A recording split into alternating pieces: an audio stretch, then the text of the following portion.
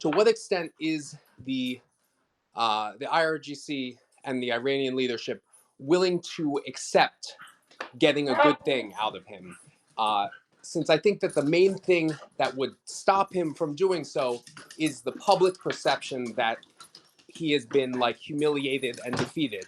And based on their actions and their media output since the start of this ceasefire, appearing as though they have humiliated the United States and basically like shoving it in Trump's face that they're not doing the things that he said that they need to do, and that they have he has no power over them and they can just do whatever they want, is a high priority for them. So to what extent are they capable of accepting a win that is less than like a total humiliating victory for them? Yeah, so for the Islamic Republic side, they're less flexible than President Trump. So let's look at the things that they're going to be talking about, right? They're going to be talking about the Strait of Hormuz, Israel attacking Lebanon, the proxies, the missiles, and most important of them all, the uranium. Both the uranium the enriched uranium that they already have, and the ability to enrich in the future. Okay, so I think President Trump has a lot more flexibility than the Islamic Republic, because honestly, if President Trump, if they give him, here's the uranium, and here's a way that we will never enrich uranium again, ever again, I think if I were like President Trump, would be like, okay, forget everything else. This is great. This is like right. President Trump would be like, this is such a win for President Trump that he might actually throw everything else under the bus, because like this is the main thing that he wanted. This is the main thing that he wanted, for the Islamic Republic never to become nuclear ever again. So I think President Trump is willing to be flexible on almost everything else as long as he gets this. And I think he's not flexible on this one. Like there is no way to sell this as a win if the Islamic Republic gets to continue enriching uranium, and if it gets to keep the enriched uranium that it has, that would be an obvious lose for President Trump. So I don't think he's flexible on that, but he's flexible on everything else. When it comes to the Islamic Republic, it's very hard for them to be flexible on anything, because the reason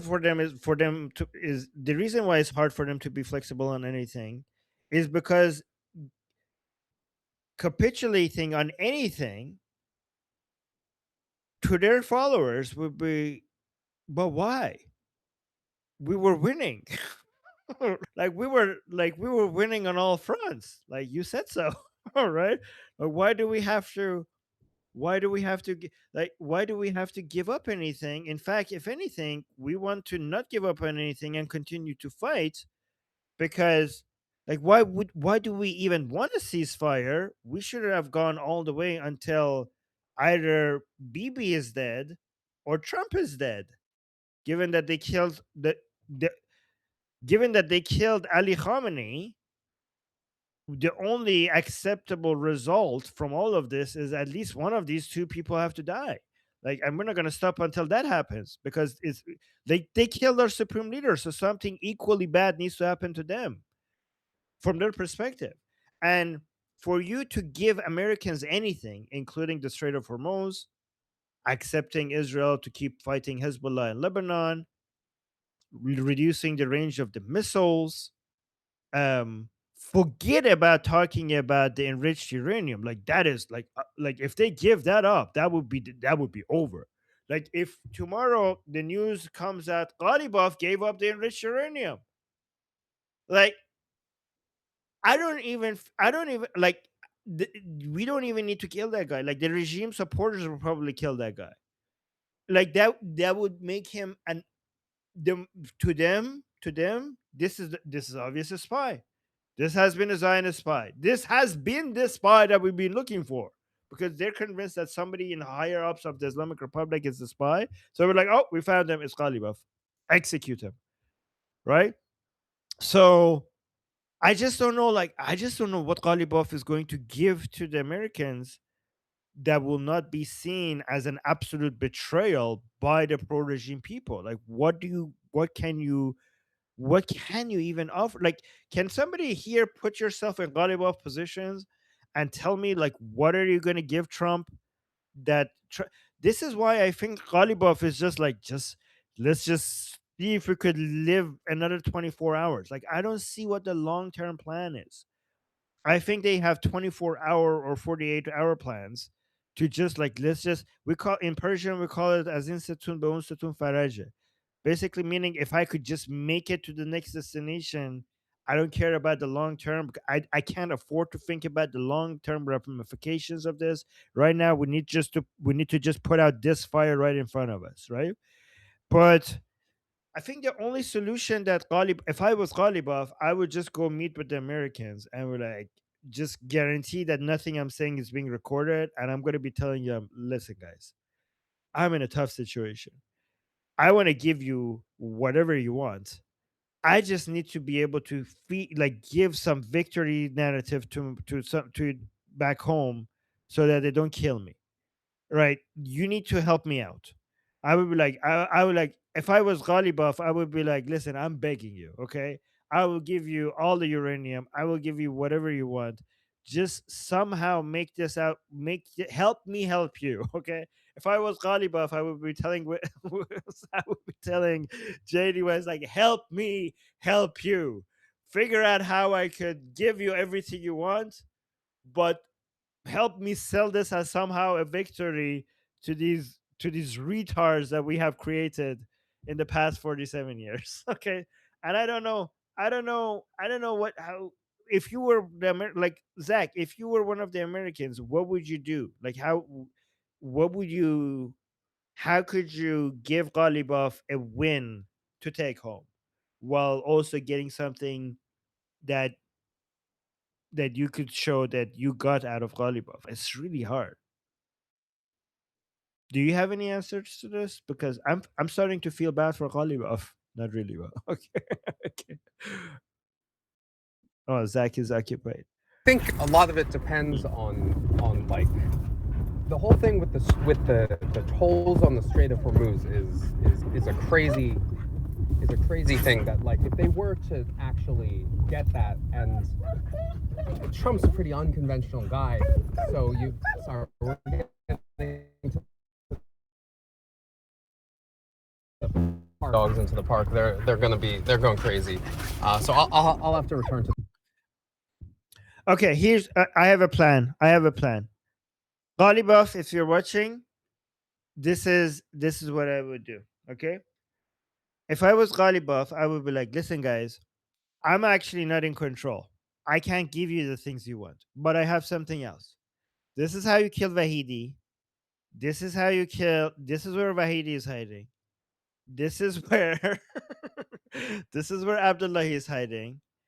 Okay, I'm gonna go back home and I'm gonna say that you guys didn't give anything that we wanted, and I just came and humiliated you and went back home, and this is not acceptable, and we're gonna go back to fighting.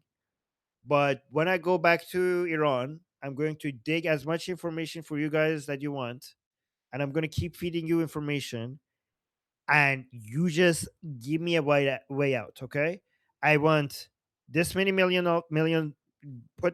Give me some crypto, give me a helicopter, get me to, where do I want to go? Like, just me and my family. Wait, I don't know even where to go. God damn it. Venezuela is not good anymore. Russia is not good anymore. I don't know, Russia. Let's just go with Russia, okay? I'll just I know that's dangerous because apparently Assad is now under house arrest in Russia, so that doesn't seem like an ideal destination. But fuck it, whatever. Just give me a helicopter, get me to somewhere in Russia, give me this much in crypto. In return, I will just give you information from whatever information you need from the regime. If I was Ghalibaf, that would be my plan. I'll tell you where to shoot. Okay, I have good information. That's I think the smartest play for Ghalibaf and Arakchi is to just find a way to save themselves and throw the rest of the IRGC under the bus. You know what? Actually, that might be what they're doing. That might be, now that I think about it, that might be what they're doing, and that might be why Vahidi wanted Zolgar to go with them, because they were suspecting that this is what's happening. That this is not a negotiation for a ceasefire. This, oh my God! Now that I think about it, this might have been all a plan to get Ghalibaf out, to make a deal with him to sell out the rest of IRGC. This might have all just been an excuse to get Ghalibaf out of Iran so that he could find a safe location to talk to the Americans directly regarding how to sell them out. Now, because I know Ghalibaf is looking for him. Like, he's not that Durka, he's not that jihadi minded. So this, because Ghalibaf is the best person to do this with. So this might all just been a plan just to get Ghalibaf out of Iran, to see what kind of a deal you could make with him to sell out the rest of the IRGC. And Vahidi figured that out, and that's why he wanted to send Zulgad with him. This is actually getting interesting. Okay. What Okay. what ability would he actually have to sell them out? Like providing their Well, I mean, locations, because they mm, don't seem all that concerned about that. It's mainly their ability to hold on is their ability to, to have guns in the streets to execute protesters and to have random missile fire at ships in the Strait of Hormuz. I think they care about that. They don't want to die. But remember, Ghalibaf is not just a politician.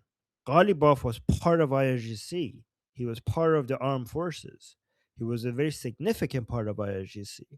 So he's going to have, I don't know exactly what information he's going to have, but I'm pretty sure he's going to have a lot of information that is going to be valuable to the Americans.